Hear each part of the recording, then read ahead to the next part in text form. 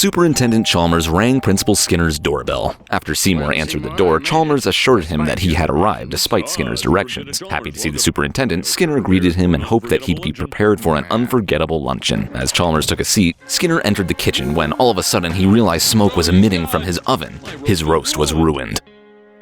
But after looking out his window, Skinner's mind began to form a devilish plan to purchase fast food and disguise it as his own cooking. Delightfully devilish, Seymour. As he headed out the window, he was caught dead in his tracks by the superintendent.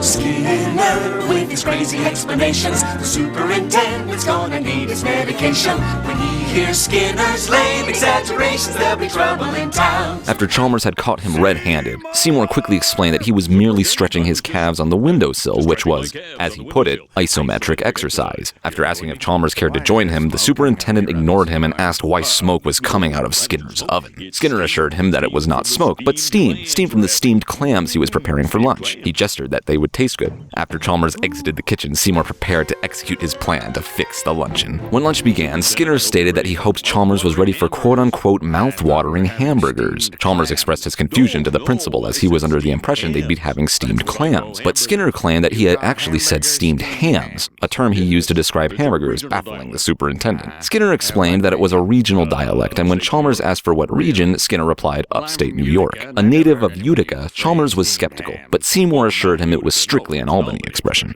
I see. As the gentleman ate, the superintendent felt that the hamburgers were reminiscent of the ones sold at Krusty Burger. Skinner scoffed at the idea and explained to Chalmers that they were in fact an old family recipe, patented Skinner burgers. But Chalmers was still not convinced, seeing that the so-called steamed hams were in fact grilled. At a loss for words, Principal Skinner began to stutter.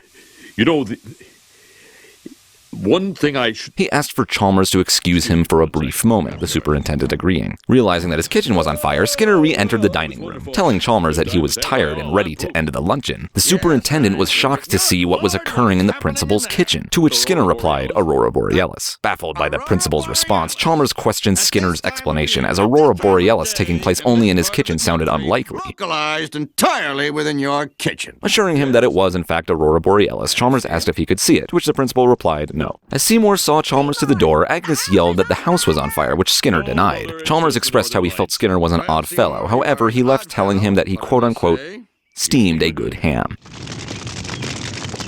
Hearing more shrieks from Skinner's mother, he took one last look as Principal Skinner gave him a thumbs up. Once Chalmers was out of sight, Skinner immediately ran in to save his mother from his burning house.